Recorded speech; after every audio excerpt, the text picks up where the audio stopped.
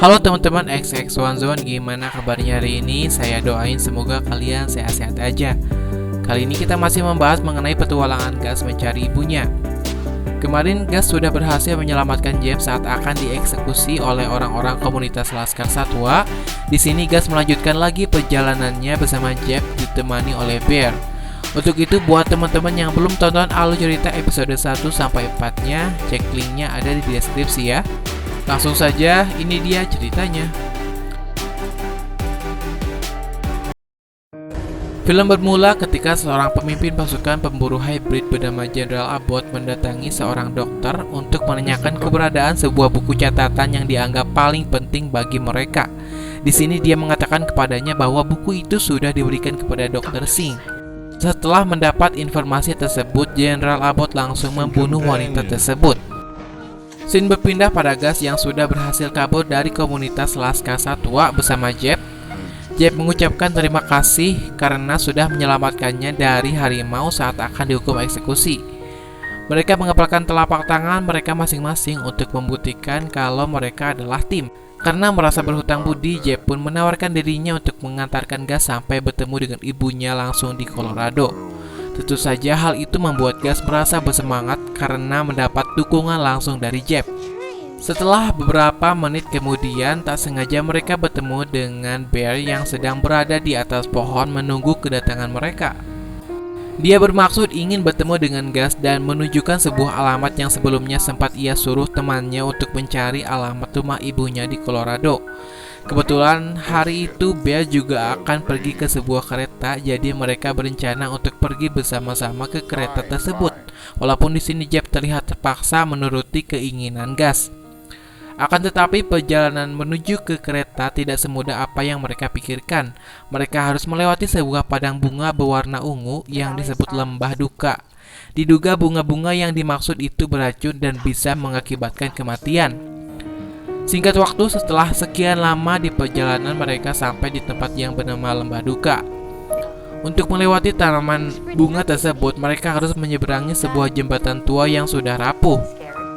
Namun di sini Jeb yang memiliki bobot tubuh yang lebih besar keberatan apabila dia melewati jembatan tersebut. Hingga akhirnya Jeb dan Bear pun sempat cekcok dengan pendapat mereka masing-masing. Ketika mereka sedang bertengkar, mereka tidak menyadari kalau Gus naik ke jembatan itu terlebih dahulu.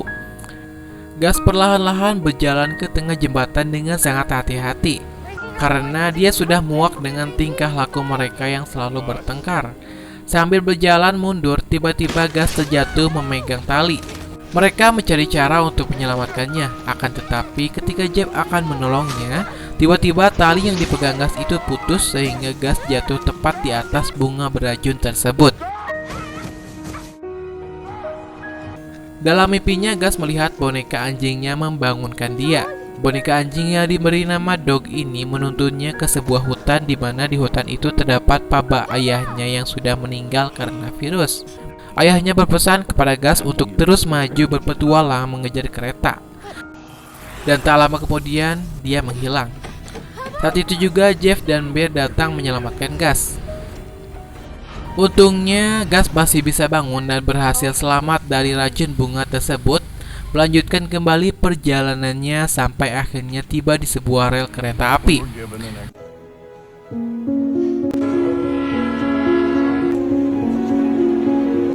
Scene berpindah pada Amy dan Pigtail.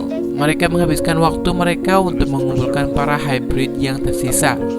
Hingga suatu hari peliharaannya Pigtail yang bernama Bobby menemukan sebuah pita yang berwarna pink yang ditemukan di pagar luar kebun binatang.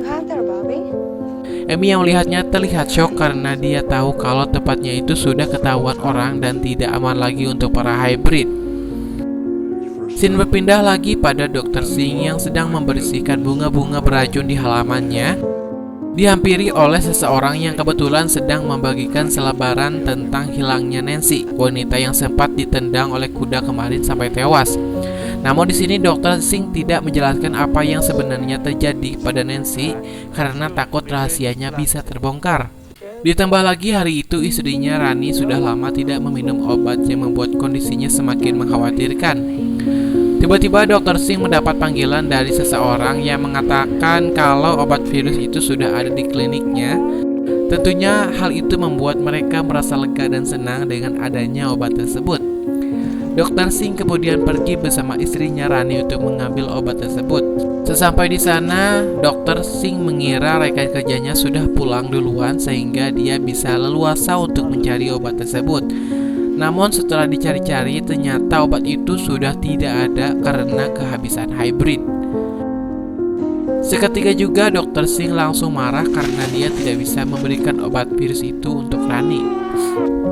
Namun tak sengaja Rani melihat ada air yang bocor dari ruangan pembeku di mana di tempat itulah Dr. Singh menyimpan mayat Nancy. Setelah dicek ternyata mayat itu masih ada di sana dan yang membuat ia heran kenapa pintunya itu bisa terbuka.